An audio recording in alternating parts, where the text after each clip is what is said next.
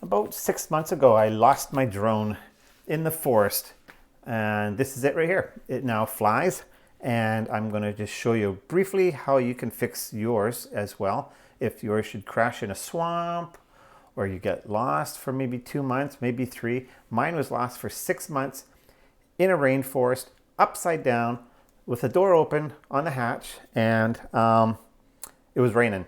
Like I say, I live in a rainforest most of the year, and this particular one got really wet, even got 6 or 10 inches of snow on top of it. And it hit a pile of trees. Actually, I'll show you a video at the end of this video of it going down, the last video just before it hit the ground. And so I'll briefly tell you how you can open it up and repair your own drone. This is a DJI Mavic Mini, number 1. And it's not that complicated. It's a $500 drone if you like to get it going. All the motors were stuck, even this motor here. And actually there's moisture in here. I'm still working on this right here. The lens, I have a heat gun, that thing right there, but you could use a hair dryer. Just, keep it warmed up, and the heat will cause expansion and evaporation through here. It might take you maybe 20 times of heating it up to maybe 80, 90 degrees Celsius, of course. Fahrenheit would be, I'm sorry, actually, was that? Yeah, that's Celsius. Yeah, there's rust on these little screws here, but I can replace those screws. Even those screws have rust.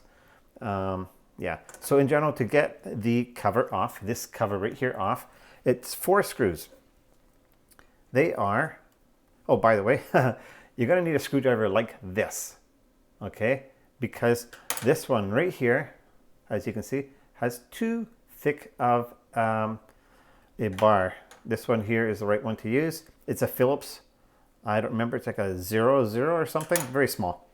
And you want to undo these 4 screws right here. This one, that one, and that one. And then you can remove this cover, and you can use something like a guitar pick. But you basically, in this case, this cover is already half off. It hit so hard that it had popped a little bit. So I just merely started to pop it off from this direction. You go left and right and adding pressure as you go along with your little guitar pick or 2, and you go along and pick it off. And to pull off the bottom cover here, you would merely open up or remove these 2 screws right here. They're the same type. Actually, they are the same type, yes. And then you can do the same thing with the guitar pick. Start at this end, add some pressure, and pop it off all the way along, left and right, and the whole cover comes off. There's more electronics under here that you might have to clean up if you've had yours sitting out for a while. And there's 3 more screws. 1 here, whoops, 1 right here, 1 right here, 1 right here underneath a sticker. And then you can pull this off, this black plate. So once you've got your parts exposed like that, there's a few things you can do to clean the oxidization or corrosion that might have happened if you had lost yours for a long time out in the elements.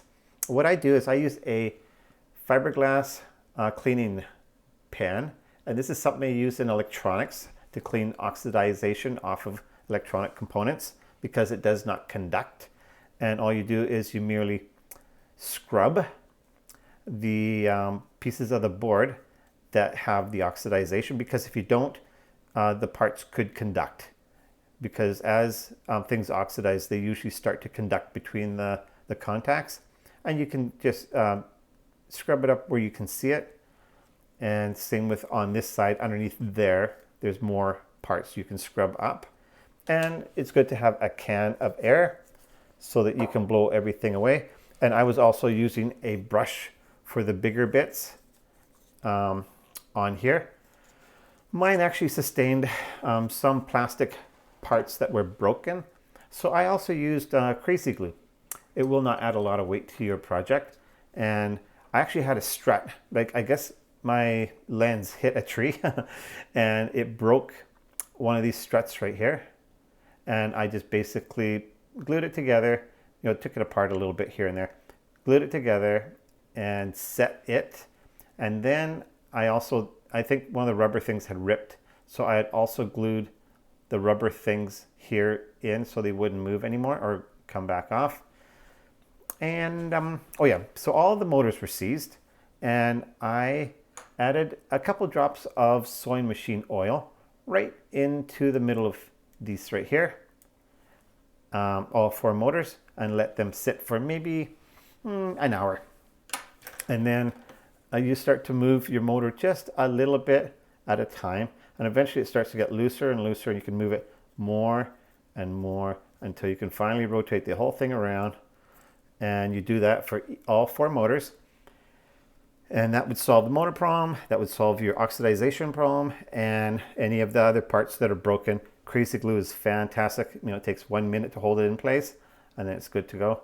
And of course, there's lots of dirt. I was sweeping. You know, it was upside down when it was found. That door, the battery door, was open, and there's water pouring in there for 6 months. Yeah. It was really ugly, but I did get it going. I mean, that's why I'm doing the video, right? What else can I tell you about this?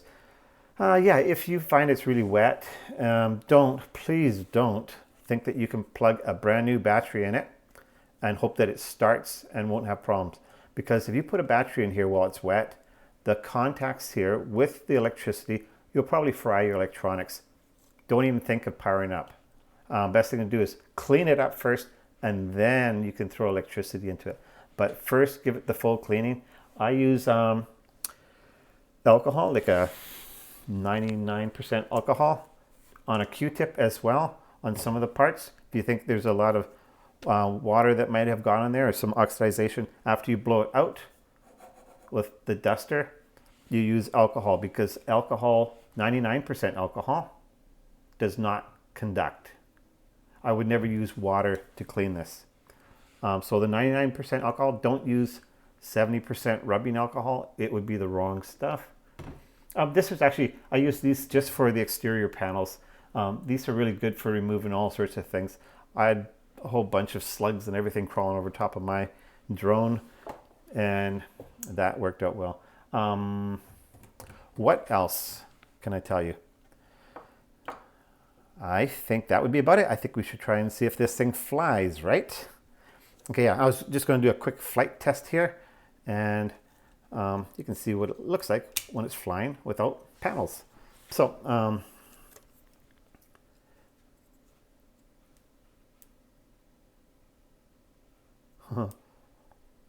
there we go. Give me a sec.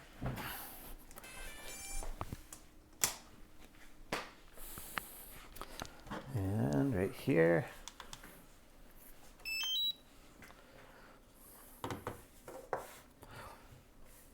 Ready, set.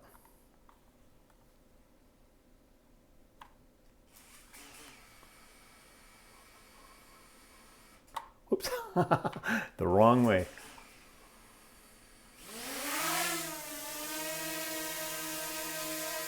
And she works.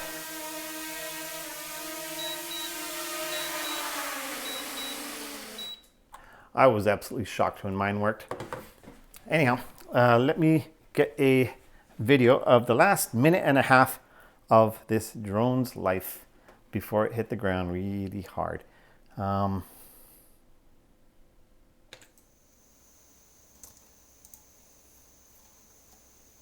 Yeah, so it's a quiet video, but you can see obviously this is actually up where the Alone series was filmed in British Columbia off of Vancouver Island. I think this is about 50 miles north of that.